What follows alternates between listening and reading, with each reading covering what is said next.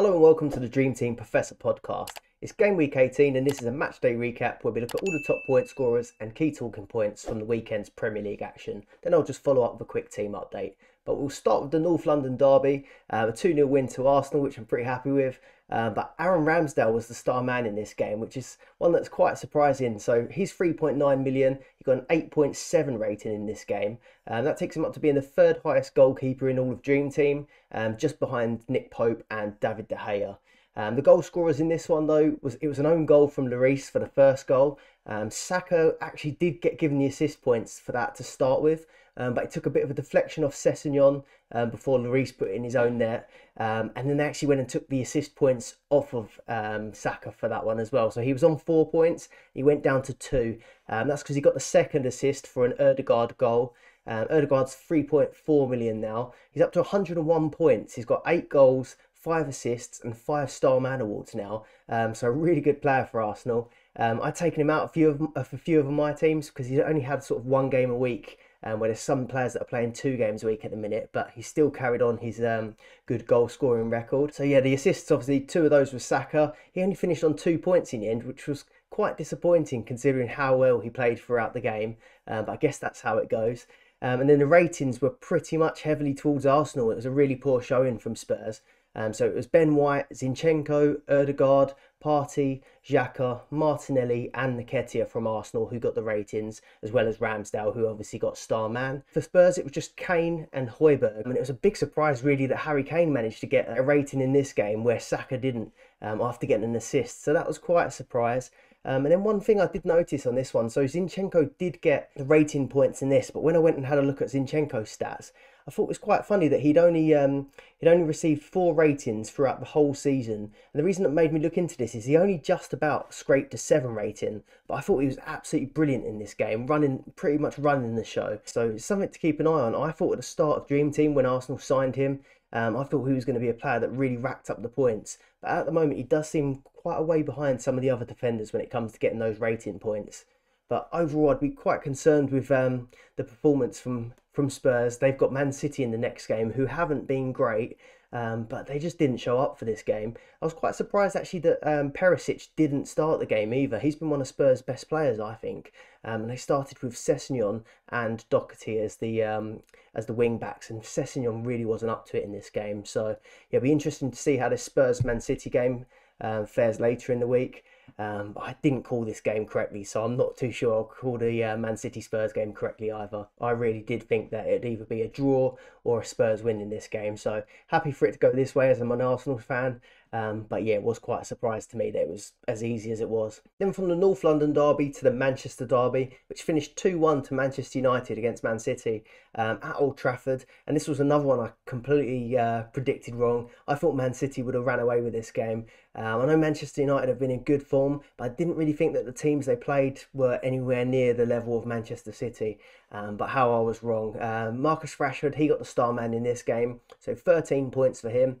He got a 7.4 rating, grabbed a goal, and he's on 16 goals and 5 assists for the season now. And I had a look, and in just his last 7 games, he's got 8 goals and 2 assists. So absolutely on fire. He got the winning goal of the game, but the first goal come from Bruno Fernandes. He's 5.3 million, and he's now level on points for 7 ratings with Kieran Trippier. So Kieran Trippier and Bruno Fernandes have both got 18.7 ratings for the season. So quite impressive, really. There's a lot of talk about Trippier getting these ratings and Star Man awards, but Bruno Fernandes is still right up there. The first goal of the game was scored by Jack Grealish. It's actually only his 2nd goal of the season. And I must admit, once that goal went in, I thought City were going to see the game out, definitely. But yeah, Manchester United absolutely turned it on right at the end. And an assist came from Casemiro, actually. So he's 3.3 million. And he's been really good since the restart. He's got 1 goal and 3 assists. But one thing from this game, he did get a yellow card. And he's on 4 yellow cards now for that match against Crystal Palace. If he gets booked in that game against Crystal Palace, he'll miss the Arsenal versus Manchester United game. So yeah, I'd quite like to see him get booked for that one, but people with him in their team will be hoping that he doesn't. The other assist came from Garnacho for the other goal, and Kevin De Bruyne assisted the Jack Grealish goal. As for ratings, obviously Marcus Rashford got the star man. Aaron Wan-Bissaka got a 7 rating, Casemiro, who was brilliant, and Bruno got ratings. But there was actually no rating points for any of the Man City players, even Jack Grealish and De Bruyne, who got attacking returns. Akanji was the nearest, he got 6.9 rating, but actually he was the star man for quite a while. And I saw some of my mini-league rivals with Akanji creeping up there with some of the points, but as soon as those Man United goals went in, he dipped down under a 7 rating and finished on a 6.9, so you'd be gutted if you owned him. One other thing just to note in this game, it was Luke Shaw playing at centre-back again. It was Malacia who started at left-back. Luke Shaw was centre-back with Varane and done a great job of keeping Haaland out. He was really quiet this game, didn't have much involvement at all. Foden didn't really deliver. Really, it was quite a poor game for Man City. So, yeah, it'll be quite interesting to see how they get on against Tottenham. If they don't do well against Tottenham, I think we're going to see a lot of people taking Man City players out of their side, maybe apart from Haaland. Then on to Newcastle, who got a 1-0 win against Fulham, and it was Fabian Schär who got star man in this one. A player that I've got on my team, so again, I was pretty happy with this. He's 4.5 million now, and we are finding that the Newcastle defenders are rapidly increasing in price where they keep keeping these clean sheets. But Fabian Schär, he got a 7.6 rating. He's the second highest defender on Dream Team now, and 8th overall for points. So really good season for him so far. Like I said previously, I think it's Trippier first, then Fabian Schär, and then there's probably not that much between Botman and Dan Burn, but Fabian Schär played really well in this game, and surprisingly actually, I think he hit the post with a free kick as well. Trippier was lining up with him to take it, and obviously we'd all expect Kieran Trippier with his great free kicks to be taking that one, but he went far post, and I think he hit bottom right corner actually. He was quite unlucky not to get a goal in this one, but 13 points for him. And the goal scorer was Isak, so 3.4 million. That was his 3rd goal of the season. He's been injured for a lot of it, and it was only his 6th appearance, so 3 goals in 6 isn't too bad for Alexander Isak. The assist came from Callum Wilson. He's 3.9 million. He's got 6 goals and 3 assists in total. But one of the main talking points from this game was the penalty decision. So I think it was Kieran Trippier gave away a penalty that might contribute to his 6.9 rating.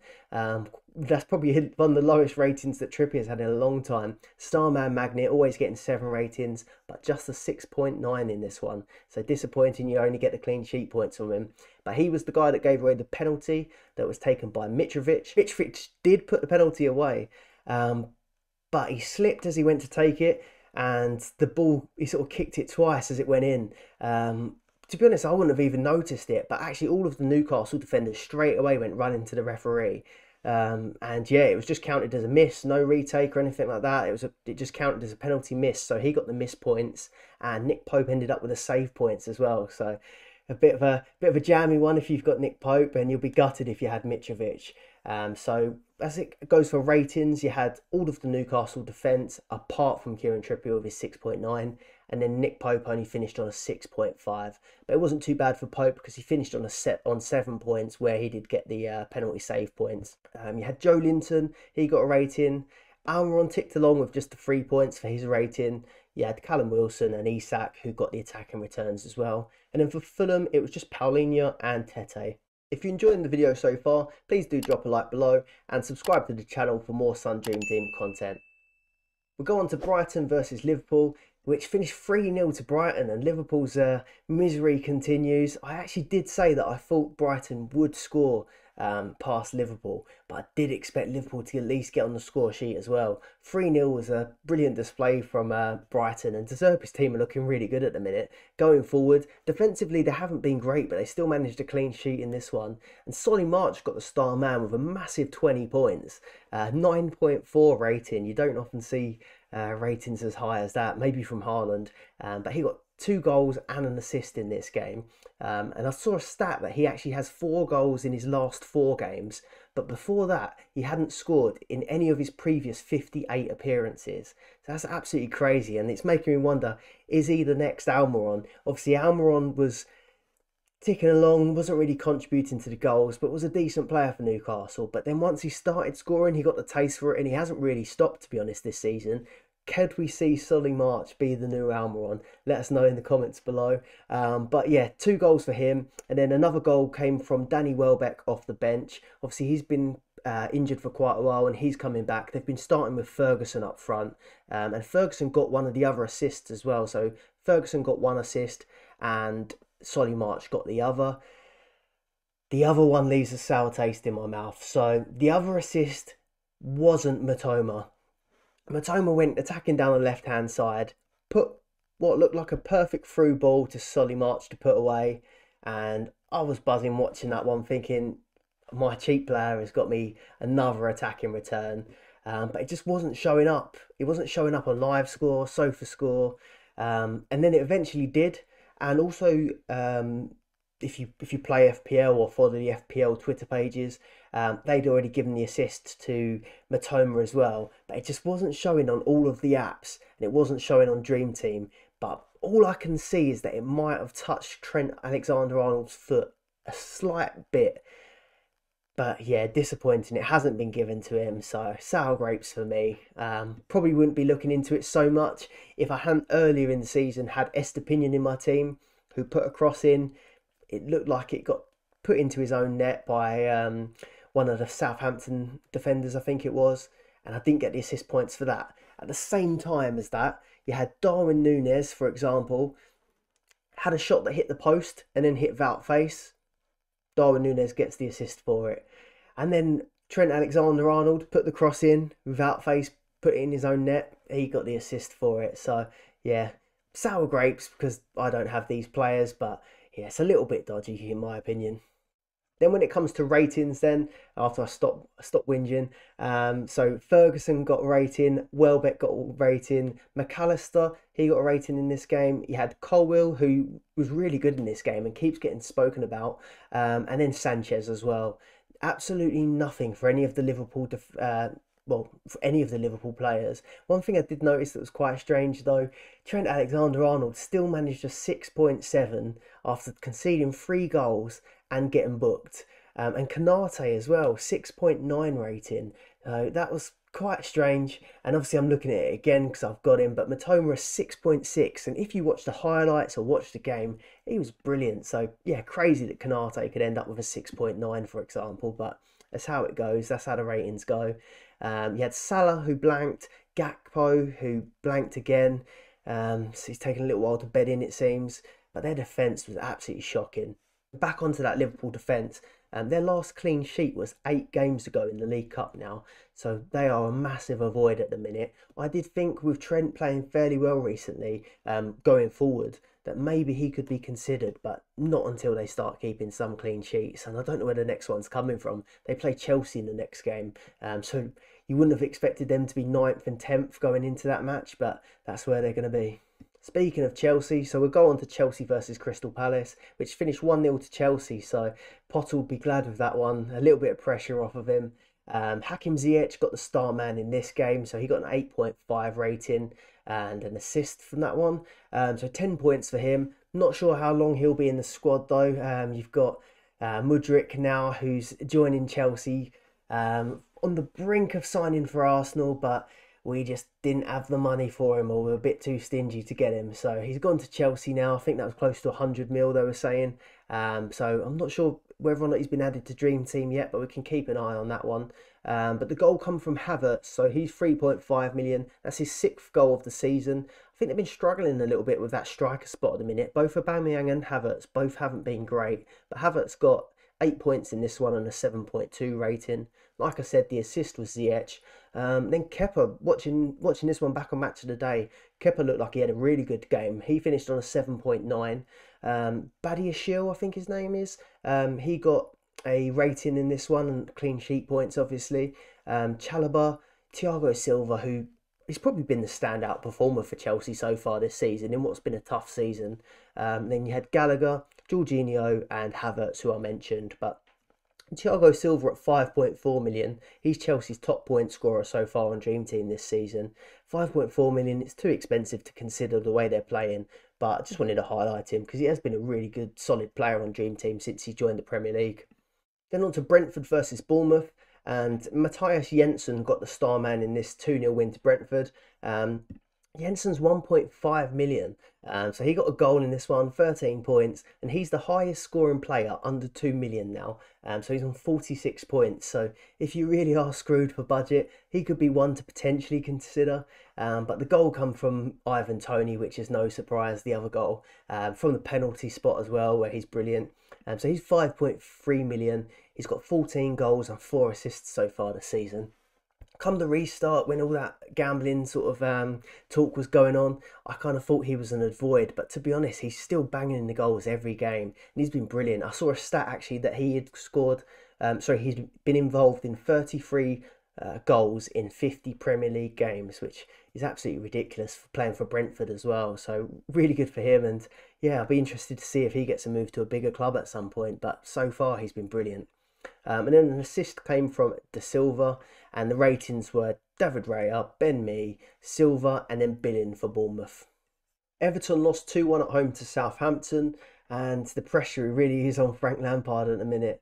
The star man was James Ward-Prowse, finished on 18 points in this game and grabbed 2 goals and another one directly from a free kick. So I'm pretty sure that puts him past David Beckham's record for free kicks scored now.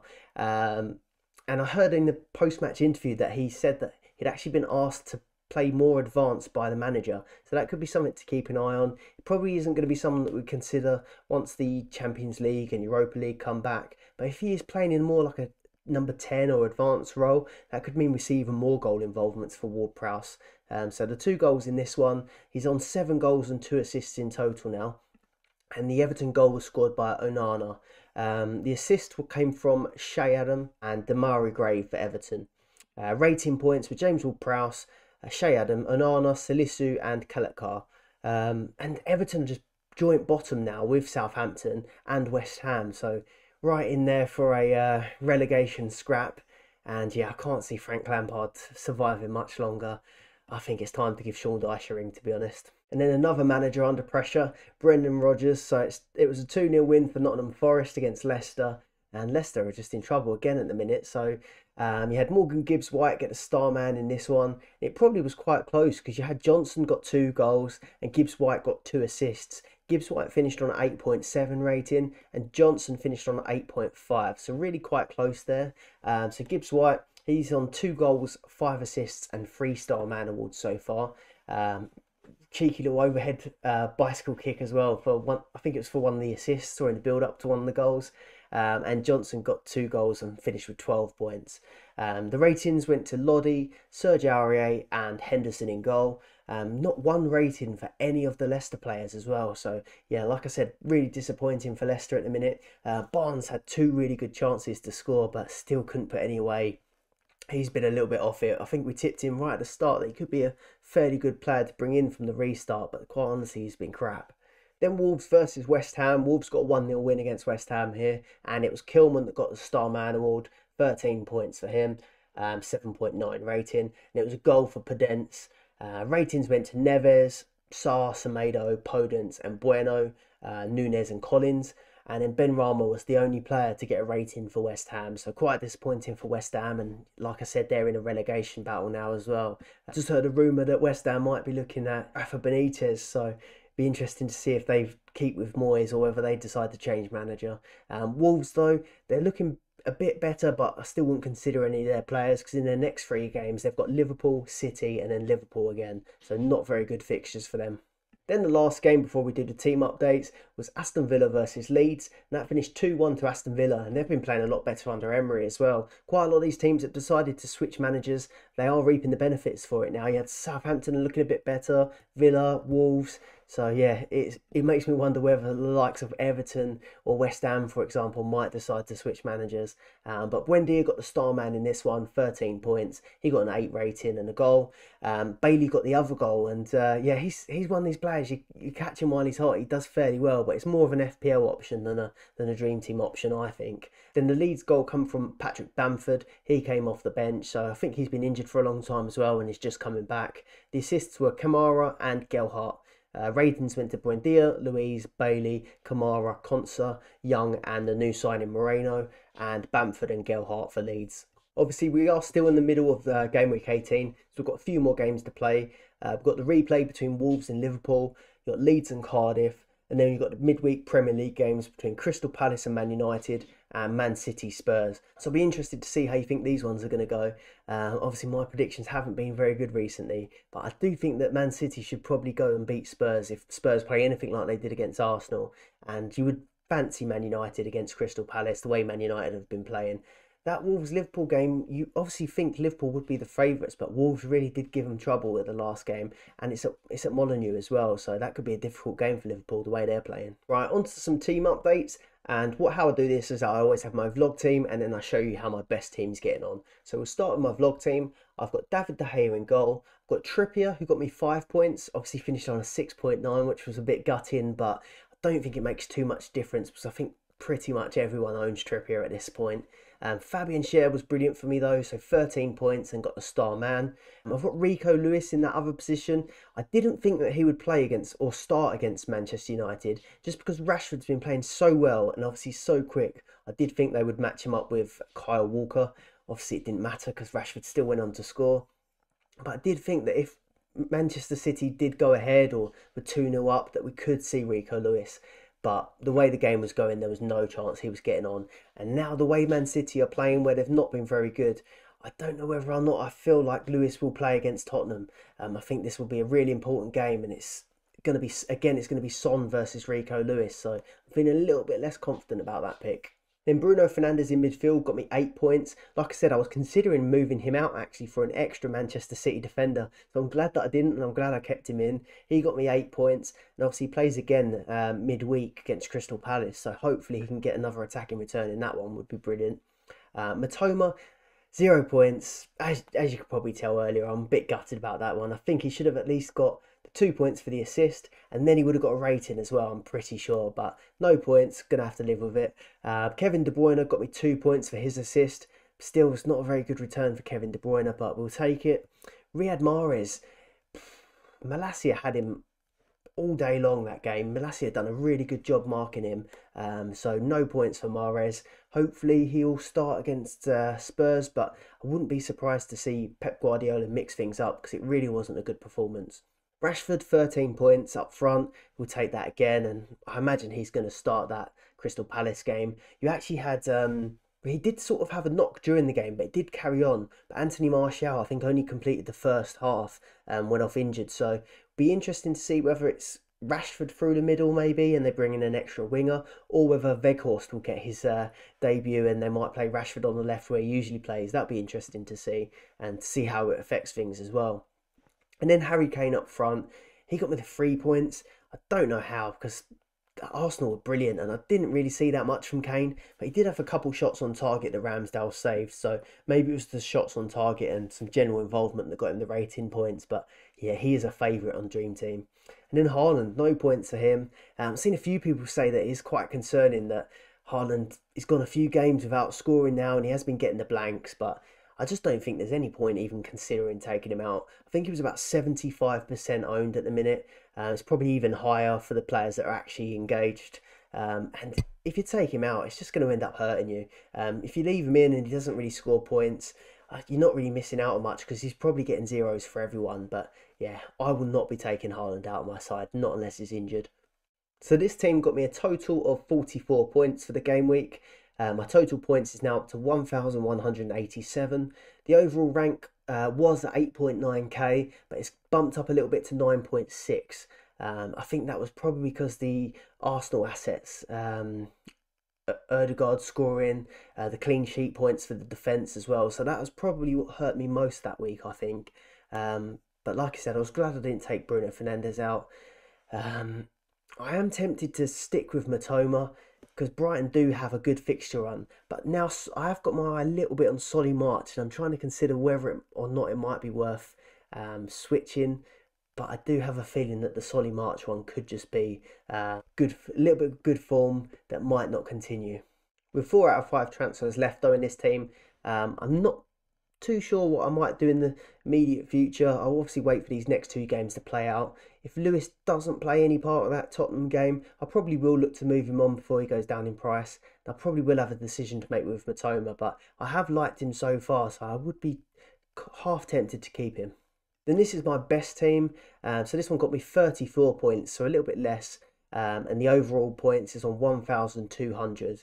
The overall rank was at 4.8k, but did drop down to 6.9k, so quite a big drop in that one. And it's got 4 out of 5 transfers remaining.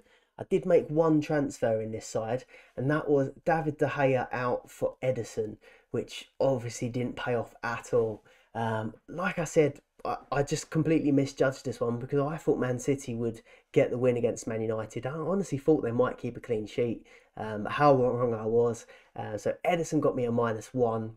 Akanji got me a -1. I've got Rico Lewis in this team, similar to the other team, so I won't go over him again. Kieran Trippier with the 5 points, and again Fabian Schär, Starman, 13 points.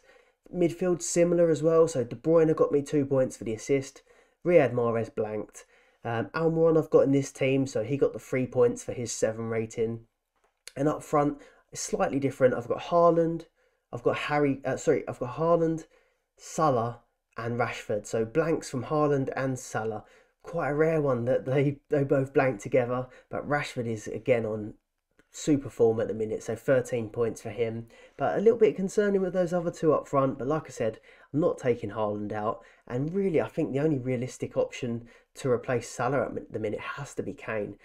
I don't think I'd want to go into any games not owning Salah or Kane to go alongside Rashford and Haaland at the minute, because they can just get a hat-trick at any minute.